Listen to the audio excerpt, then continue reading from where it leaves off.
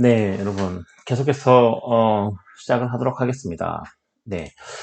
그 다음에 저희가 볼 게 의사 공개 원칙인데, 자, 의사 공개 원칙은 민주성의 요청과 밀접한 관련이 있다고 여러분에게 말씀을 드렸습니다. 자, 의사 공개 원칙은 저희 헌법, 즉 우리나라 헌법 제50조 제1항에 나와 있는 국회회의는 공개한다라는 이 그 헌법 조항이 있습니다. 즉, 국회회의는 어떠한 경우라도 공개해야 된다라는 것은 아닙니다, 여러분. 자, 여기서 유의를 하셔야 될 건 국회회의는 공개한다 하면 원칙적으로 국회회의는 공개해야 하지만 특별한 사정이 있으면 공개하지 않을 수도 있다라고 헌법 제50조 제1항은 해석이 됩니다, 여러분. 자, 원칙적으로 국회회의는 공개가 돼야 됩니다. 특별한 사정이 없는 한 공개가 돼야 되는데 그 특별한 사정이라는 것들은 다음에 제가 여기에서 말씀을 드리도록 하겠습니다. 자, 이 단서 조항이 있습니다. 자, 단서 조항이라는 건 뭐죠, 여러분? 제 헌법 제50조 제1항이다. 그러면은 앞 문장이 있고 그 뒤에 다만 뭐뭐한 경우에는 뭐뭐하다. 자, 이렇게 단서가 붙어 있는 게 있습니다. 즉 조건이 붙어 있는 거죠, 여러분. 자, 같은 항에 앞 문장에는 원칙이 있고 뭐 다만, 그러나 이렇게 뒷문장에 조건이 붙어 있는 게 있습니다. 그것을 우리는 단서 조항 이렇게 얘기합니다, 여러분. 여튼 다시 처음으로 돌아와서 자, 국회회의는 공개를 합니다, 여러분. 네, 공개를 하는데 잠시만요. 네, 이게 녹음이 잘 되고 있는지 안 되고 있는지 잘 구별이 안 가서 여러분. 네, 원래 화면을 두 개 쓰는데 화면을 두 개 쓸 때는 녹화가 잘 되고 있구나 하는데 지금은 제가 집에서 하고 있기 때문에 화면이 하나입니다. 그래서 이게 녹화가 잘 되고 있나? 네, 이거 중간중간 확인을 해야 될 것 같아서 방금 확인했고요. 여튼 이 국회의회는 공개한다. 즉 의사 공개 원칙은 뭐냐면 자, 의회에서의 의사활동이 의회 외부, 즉 국민의 방청이나 보도 등을 통해 국민이 방청이나 보도 등을 통해 알아볼 수 있게 개방되어야 한다는 원칙이 바로 뭐냐면 의사 공개 원칙이고 이 의사 공개 원칙은 대단히 중요한 거죠, 여러분. 의사 공개 원칙은 투명성과 연결이 되어 있고 그 다음에 국회의 의사 원칙의 주요 요체, 즉 핵심 요체라고 할 수 있는 이 민주성의 요청에 가장 부합한 제도이기 때문에 이 의사공개의 원칙은 이 민주성의 요책, 즉 국회 의사 원칙 중에 뗄래야 뗄 수 없는 거죠, 여러분. 자, 이 의사경고의 원칙은 뒤에서 보듯이 우리 국민 대표주의, 즉 국민이 주권을 가지고 있고 내 주권 행사 능력만 양도한 상태인 그 국회의원이 그 국회에 가서 일을 잘하고 있나 못하고 있나, 자, 주권을 양도한 이 주권자인 우리 국민이 감시하는 역할을 하는 거죠. 네. 즉, 이 의사의 공개 원칙은 그 국회의원이 일을 잘하고 있나, 자, 우리의 대표가 일을 뭐 농땡이 피우지 않고 잘하고 있나, 이런 것들을 감시하는 역할을 하기 때문에 국민 대표주의를 구현하는 한 가지 방법이 되는 거죠, 여러분. 즉, 핵심적인 방법이 되는 겁니다. 국민 대표주의가 뭐죠, 여러분? 주권자인 국민이 소유 능력은 국민이 계속해서 가지고 있고, 즉, 주권 행사 능력만 우리의 대리자에게 주는데 그 대리인이 과연 국회에서 잘하고 있는지 없는지를 확인하기 위해서는 즉, 국회의 그 의사가, 즉, 국회 회의가 공개가 되어야 된다는 거죠, 여러분. 네. 그래야 국민이 잘하고 있는지 또는 잘하고 있지 못하는지를 확인할 수 있기 때문에 그렇습니다, 여러분. 그래서 이 의사경계 원칙은 국민대표주의 구현의 한 가지 방법이 되고, 뭐 시험 문제에서도 이렇게 나오죠, 여러분. 뭐 의사공개 원칙은 뭐 주권자인 국민의 어떤 국민의 대표주의를 구현하는 한 가지 국회의 의사 원칙 중에 주요한 원칙이라 할 수 있다 하면 맞는 거죠, 여러분. 그리고 뭐죠? 두 번째로 국민의 알 권리를 보장인 거죠. 네.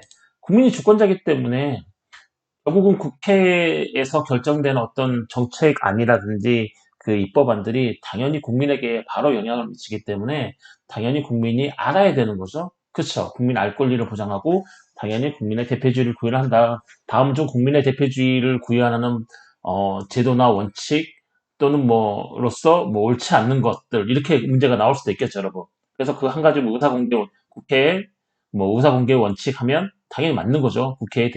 국민의 대표주의를 구현하는 한 가지 방법이 되겠죠, 여러분. 네. 자, 단서 조항에는 뭐라고 붙어있냐면, 자, 헌법 제50조 제1항 단서 조항에는, 자, 출석의원 과반수 찬성, 그쵸? 출석의원이라는 뭐죠? 네, 국회에 출석한 의원이죠. 예. 자, 출석의원 과반수 찬성 또는 국회의장이, 자, 헌법 제50조 제1항에서는 무조건 국회에 회의는 공개를 해야 된다라고 있는 건 아닙니다. 무조건은 아니에요. 원칙상 공개를 해야 되는데 비공개 원칙을 할 수 있는 그 비공개 조건을 같은 조항의 제1항, 즉 1항 같은 조항의 단서에 붙여놓고 있습니다. 즉 비공개로 비공개로 합시다라고 주장할 수 있는 사람이 누구냐면 자, 출석위원 과반수입니다. 네, 제적위원 과반수 아니죠, 여러분. 출석위원 과반수. 그때 당시에 그 의안 또는 그 정책안을 표결하고 심의하기 위해서 국회에 출석한 그 출석위원 과반수, 그쵸? 그 과반수 의원 또는 누구냐면 국회의장입니다. 한 집단과 이 국회의장 한 사람이 비공개를 합시다라고 할 수 있습니다. 네. 뭐죠? 네. 청구를 할 수 있는 거죠. 야, 우리 비공개를 하자. 이렇게 청구를 할 수 있고, 자, 사유는 뭐냐면, 국가의 안전 보장을 위하여 필요하다고 인정할 경우에, 즉, 출석위원 과반수하고 국회의장이 국회 회의를 비공개로 하자라고 청구를 할 수 있고, 다만 어떤 목적, 다 한 가지 목적, 국회의 안전보장을 위하여 필요하다고 인정할 경우에 한해서 국회 회의는 비공개가 가능하다고 헌법 제50조 제1항 단서에 붙어 있다. 네. 아시겠습니까, 여러분? 네. 자, 국회회의는 무조건 국민의 대표주의를 구현하는 국회의사 원칙이기 때문에 무조건 국민에게 공개해야 된다. 어떠한 경우에도 공개해야 된다. 이건 무조건 틀린 거죠, 여러분. 원칙상 공개해야 되지만, 자, 비공개할 경우에도 있는데, 비공개할 경우에는 출석용 과반수 또는 뭐죠? 국회의장이 어떤 목적에 국가의 안전보장을 위하여 필요하다고 인정할 경우에는 비공개가 가능하다라고 되어 있습니다, 여러분. 자, 밑에 한번 판례를 한번 읽어보겠습니다, 여러분. 네, 헌법재판소 판례죠. 아, 이거 틀렸네요. 네. 헌법 제50조라는 국회의원을 공개한다라고 규정하여 의사공개 원칙을 규정하고 있다. 자, 의사공개 원칙은 자 보세요. 의사 진행의 내용. 자, 의사 진행의 내용이 그죠? 내용. 그 다음에 의원의 활동. 자, 의사공개 원칙의 주요 내용은 헌법재판소는 뭐라고 보고 있냐면 자, 의사 진행의 내용뿐만 아니고 의원의 활동을 국민에게 공개함으로써 민의에 따른, 즉 뭐예요? 국민이죠, 국민. 국민의 의사, 정치적 의사, 민의에 따른 국회 운영을 실천한다는, 실천한다는 민주주의 요청에서 유리한 것이다. 네, 민주주의 요청에 유리한 것으로 국회에서 토론, 그 다음에 정책 결정의 과정이 공개되어야, 자, 주권자인 국민의 절차적 의사 형성과 참여, 자, 그렇죠. 의사공개 원칙이 의사가 왜 공개돼야 되느냐? 그러면 이 주권자인 국민이 절차적 의사 형성에 참여하는 거죠, 여러분. 네. 아, 국회의원이 뭘 어떻게 하고 있나? 우리 대표가 뭘 어떻게 하고 있나? 이런 것들을 감시도 하고, 그 다음에 우리 국민의 뜻이 뭐죠? 국회, 즉, 우리에게 영향을 미칠 의안이나, 그 다음에 입법안들이 잘, 뭐예요? 진행이 돼가고 있나? 그런 절차적 의사 형성에 그런 참여가 되겠죠. 그 다음 의정활동에 대한 감시와 비판이 가능하게 된다. 이런 거죠. 헌법재판소는 그렇게 보고 있는 거죠. 의사 공개 원칙이 적용이 돼야 되는 게 뭐냐. 자, 정책 결정의 어떤 과정이 공개되는 게 뭐냐. 토론 및, 자, 주권자인 국민의 절차적 의사 형성과 참여가 가능해지고, 의정활동에 대한, 뭐죠? 국민의 감시와 비판이 가능하게 될 뿐더러, 의사의 공개는, 자, 의사결정의 공정성을 담보, 그 다음에 정치적 여합과 부패에 대한, 뭐죠? 방부제 역할을 하기도 한다라고 헌법재판소는 보고 있는 겁니다. 자, 계속해서 헌법재판소 헌재계를 보시면, 자, 의사공개 원칙은 방청 및 보도의 자유. 자, 방청, 국민이 뭐예요? 가서 방청을 할 수 있고, 그 다음에 기자들이 보도, 네.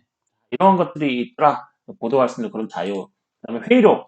국회 의사록이 있죠, 여러분. 자, 국회에서 어떤 회의를 하게 되면 회의록을 쓰게 되는데, 그 회의록의 공표를 그 내용으로 하는데, 그쵸? 자, 의사경우 원칙은, 방청 및 보도의 자유가 의사공개 원칙에, 헌법재판소는 들어가 있다고 보고, 그 다음에 거기뿐만 아니고 회의록의 공표도 그 내용을 하는데 다만 의사공개 원칙은 절대적인 것이 아니므로 자 여기 있죠. 헌법 제50조 제1항 단서에 보면 출석용 과반수 그다음에 국회의장이 국회 안전보장 위에 필요하다고 인정할 때에는 공개하지 아니할 수 있다. 자 이건 헌법에 나와 있는 내용이죠, 여러분. 자 그래서 따라서 의사공개 원칙의 헌법적 의미를 고려할 때 위 헌법 조항은 단순히 행정적 회의를 제외하고 국회의 헌법적 기능과 관련된 모든 회의, 그렇죠? 국회 본회의뿐만 아니고 상임위원회 회의도 있고, 뭐 예결산 특별위원회도 있고, 그쵸? 인사청문 뭐 회의도 있고, 특별위원회 있죠. 자 그런 회의는 원칙적으로 국민에게 공개되어야 함을 천명한다. 즉 국회의 어떤 본회의뿐만 아니고 국회 내에서 열리는 모든 회의, 무슨 상임위원회 회의라든지, 그다음에 우리가 전 시간에 배웠던 뭐 특별위원회 회의라든지 이런 것들은 다 네, 공개를 해야 되는 거죠. 네. 이해하시나요? 네. 그런 것들은 다 국민에 공개돼야 되는 거예요. 국회 내에서 이루어지는 회의이기 때문에. 자, 그래서 왜 그러냐면 오늘날 국회 기능의 중점이 본회의에서 위원회로 옮겨진다. 자, 이 말이 무슨 말이냐면 물론 본회의에서 어떤 뭐 중요한 결정이 이루어지겠죠. 우리 전 시간에 배웠던 거 혹시 기억이 나시나요? 아, 죄송합니다. 말이 정말 빠르죠. 제가 하면서 말이 이렇게 빠른가 싶네요. 자, 지금 짧은 시간 안에 많은 내용들을 전달을 하다 보니까 말이 좀 빨라지는 것 같아요. 네. 자, 본회의에서는 뭐죠? 네. 국민에게 부담이 되는 어떤 그 정책이나 국민의 소주머니에서 돈이 나가는 데서는 본회의에 회부를 해야 된다 그랬죠, 여러분. 자, 그럼 본회의에서도 자, 이루어지긴 하지만 오늘날 이 국회 기능의 중점은 무엇으로 돌아가냐면 위원회, 소위원회 있죠. 상임위원회. 이 상임위원회에서 결정한 것들이 본회의에서 거의 통과가 되는 거죠, 여러분. 네. 그렇죠. 이 상임위원회에서 여야가 뭐죠? 얼굴을 맞대고 그렇게 합의를 봤던 게 본회의에 부의가 되면 본회의에서 당연히 네, 의결이 되겠죠. 의결이 될 확률이 많겠죠.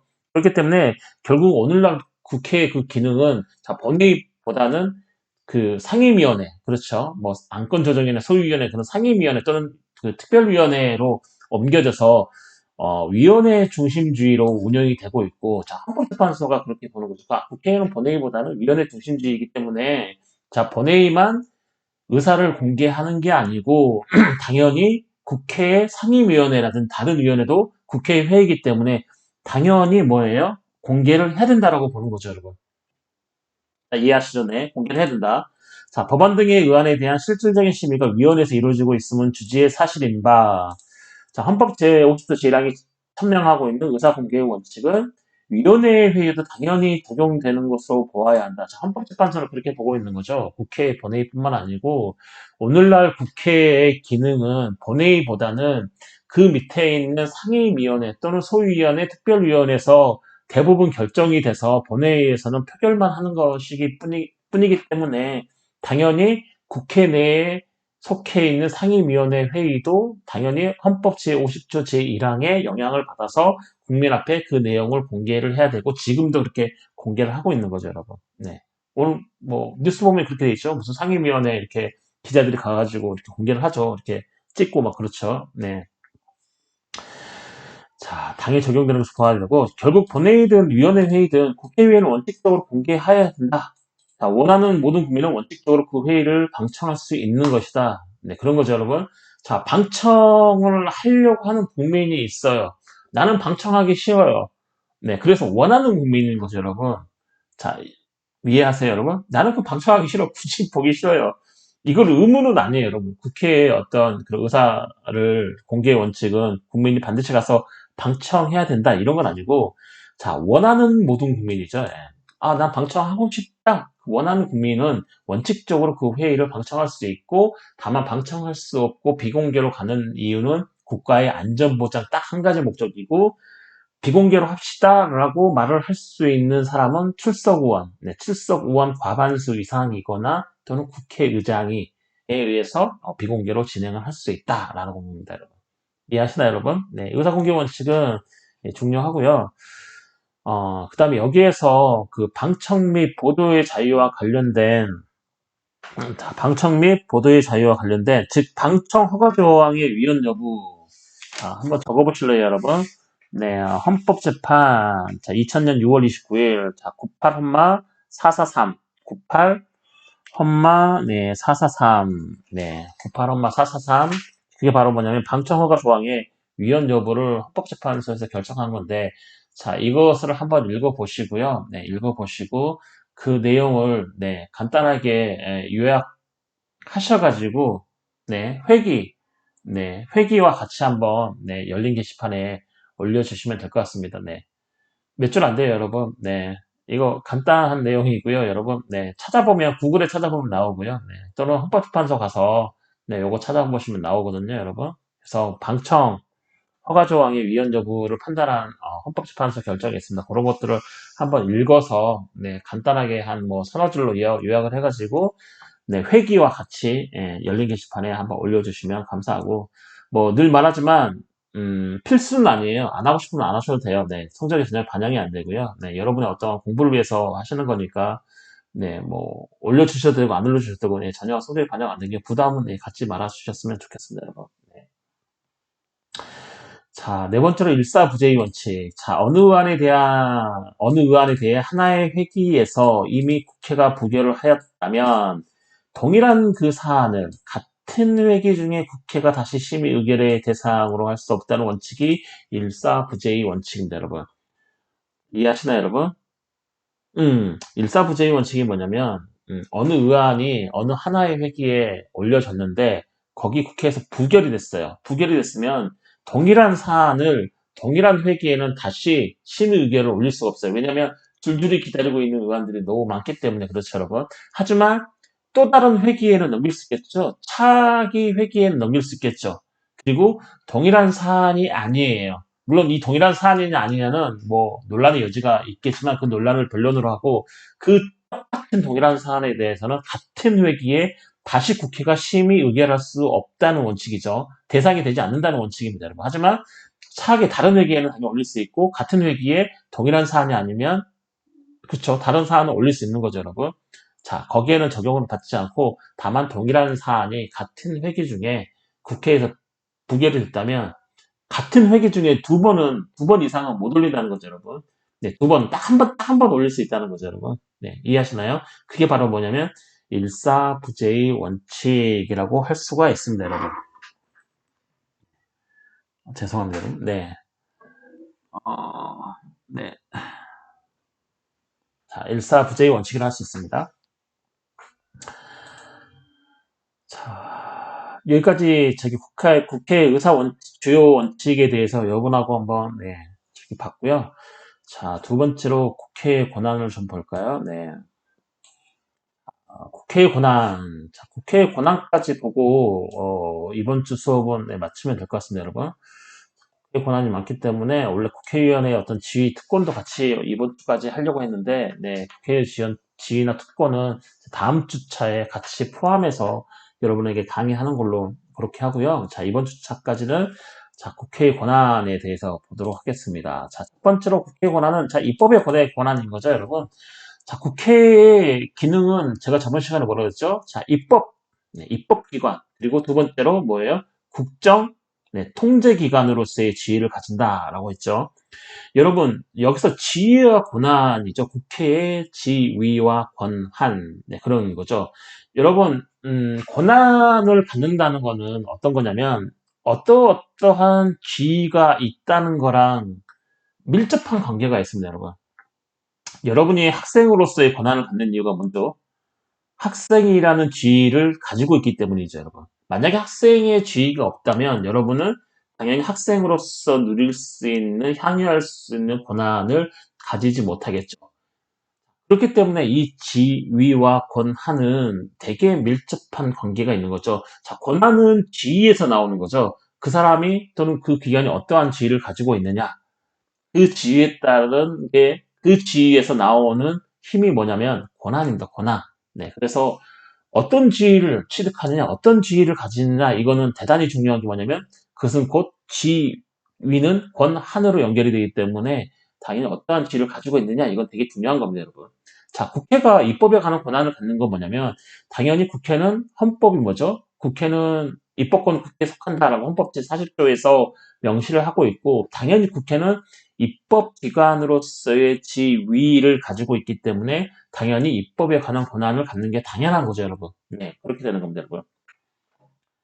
자, 법률 제정권의 의, 자, 입법이라는 것은 법률을 제정한다는 의미죠. 그래서 이 법률 제정권의 의의를 보시면, 자, 국회의 법률 제정권은, 자, 법률이라는 이름의 법규범, 자, 법률이라는 이름의 법규범, 즉, 형식적 법률, 즉, 형식적 법률을 제정하는 권한을 말한다. 형식적 법률이라는 게 뭐죠, 여러분?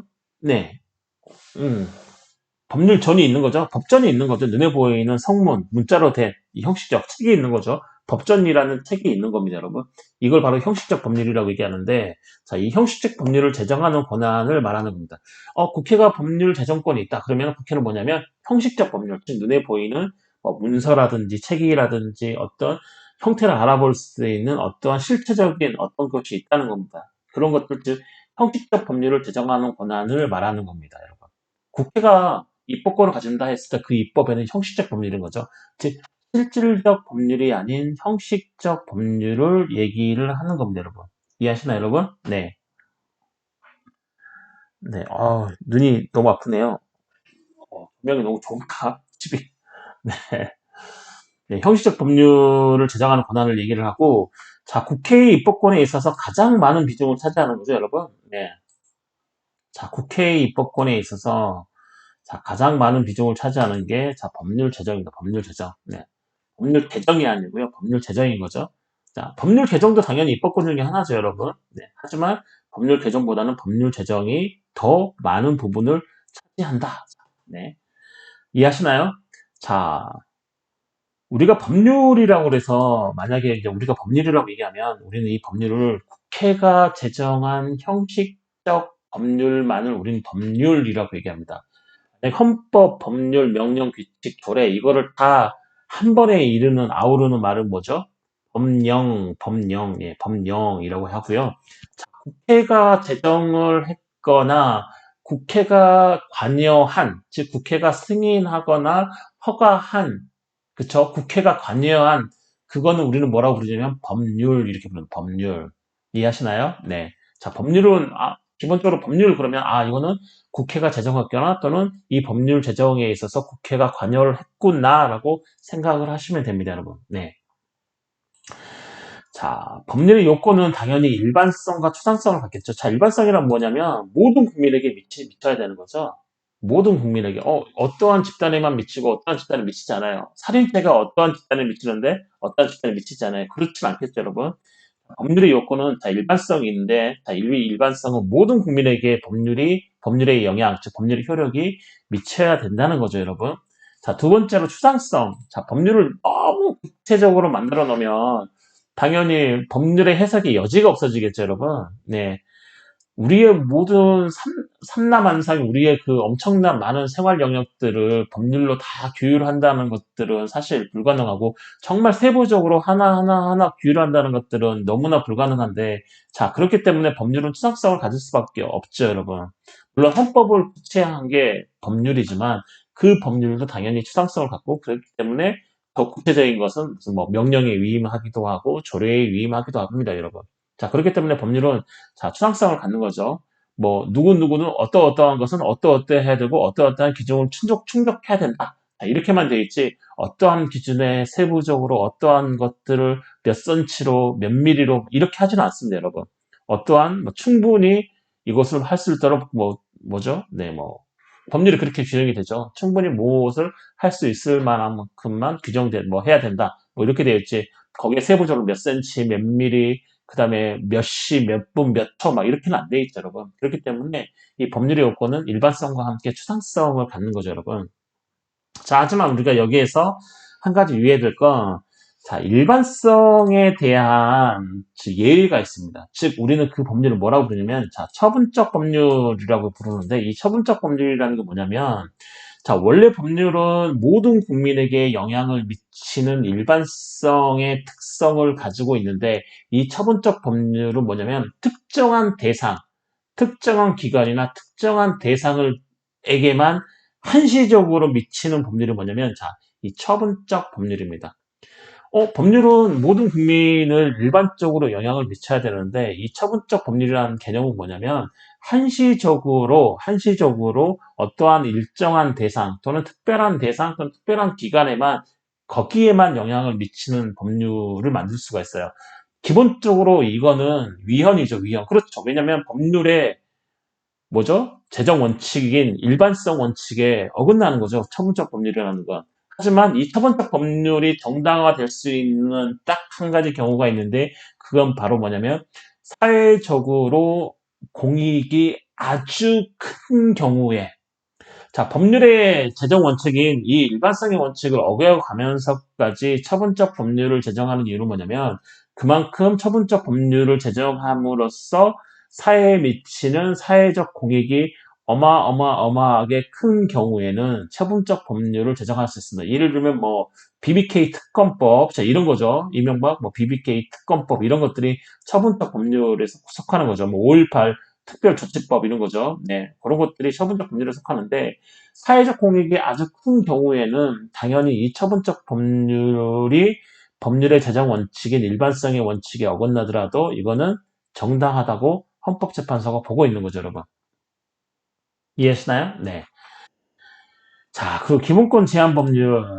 자, 기본권 제한 법률은 명확성, 비례 원칙, 신뢰보호 원칙 등을 준수를 해야 된다. 자, 이게 무슨 말이냐면 헌법이 우리 국민에게 기본권을 인정을 하고 있죠. 물론 헌법 조항에 우리의 기본권이 들어가 있지 않더라도 당연히 우리의 기본권은 네, 존중이 돼야 됩니다, 여러분. 존중이 되죠. 네, 그리고 이 기본권을 제한하기 위해서는 자, 기본권을 제한하기 위해서는 법률로서만 제한할 수 있다라고 되어 있습니다, 여러분. 네, 헌법에 기본권을 제한하기 위해서는 법률로서 가능하다라고 헌법 제37조에 되어 있죠. 그 법률, 그 기본권 제한 법률을 제정할 때는 어떠한 요건을 갖춰야 되냐면 명확성을 갖춰야 돼요. 첫 번째로 명확해야 된다는 거죠. 자, 애매모호하면 안 된다는 거죠. 자, 명확해야 된다는 거죠. 그렇죠? 그다음 비례 원칙. 자, 비례 원칙은 뭐예요? 비례 원칙은 자, 네 가지 요소로 뭐 나눌 수가 있는데 혹시 제 수업을 들으셨던 분들은 진짜 이해하시겠죠? 자, 뭔지 아시겠죠? 하지만 자, 이 비례 원칙은 과잉금지 원칙이라고도 얘기를 합니다, 여러분. 자, 네 가지가 되어 있는데 자, 목적이요? 네, 목적의 정당성인 거죠. 목적이 처음에 이 목적이 정량하냐? 그 다음에 수단의 적합성. 그렇죠? 그 다음에 기본권을 침해할 때 그 침해의 최소성. 그 다음에 그 기본권을 침해한 그 침해보다는 어떤 사회적 이익이 더 크냐? 즉 법익의 균형성. 이 네 가지를 우리는 바로 뭐라고 부르냐면 자, 비례의 원칙 또는 과잉 금지의 원칙 또는 엄격한 심사 기준 이렇게 세 가지 명칭으로 불리고 있는데 자, 우리의 기본권을 제한하기 위해서는 법률은 당연히 명확성의 원칙을 지켜야 되기도 하지만 자, 특히 이 비례의 원칙에 어긋나면 되지 않는다는 거죠. 그 비례 원칙은 뭐냐면 이 법률을 제정하는 목적이 정당하냐 그 다음에 우리 국민의 기본권을 제한하는 데 있어서 그 수단이 정말로 적합하냐? 그 수단밖에 없냐? 이런 거죠. 자, 그리고 세 번째로 침해 태소성. 자, 그 수단이 가장 국민의 기본권의 침해를 덜하는 거냐? 다른 침해를 적게 하는 다른 수단은 없느냐? 자, 여기까지 했다면, 자, 과연 그 침해를 하면서까지, 저기 뭐죠? 지키고자 하는 또는 창출하고자 하는 그런 사회적 공익이 국민의 기본권을 침해하는 그것보다 더 크냐, 이득이. 그걸 법익의 균형성이라 그러는데, 이 네 가지, 뭐죠? 네, 요소에 합당하냐? 그러면 비례 원칙을 지키는 거죠, 여러분. 자, 기본권 제한하는 법률을 만들 때는, 제정할 때는 당연히 이 비례 원칙에 어긋나면 되지 않습니다, 여러분. 그리고 바로 마지막으로 신뢰 보호 원칙이죠. 자, 오늘 이랬다가 내일 저러면 안 된다는 얘기죠, 여러분. 자, 이렇게 할 것처럼 다 해놨다가 막판에 꺾어요. 그러면 안 된다는 거죠, 여러분. 그러니까 어느 정도의 어떤 이제 이게 뭐냐면 신뢰 보호 원칙이 뭐냐면 뭐 일주일 뒤에 결정하는 건데, 그러니까 오늘부터 5일 내는 이렇게 할 것처럼 다 얘기가 되고 다 이렇게 다 해놨다가 막판에 다른 방향으로 간다든지, 자 이런 것은 신뢰 보호 원칙에 어긋난다는 거죠, 여러분. 뭐 예를 들면 계속해서 판결이 된다 다 이렇게 했다가 갑자기 동일한 사안에 다른 판결인데 안 된다. 자 이렇게 하면 안 된다는 거죠, 여러분.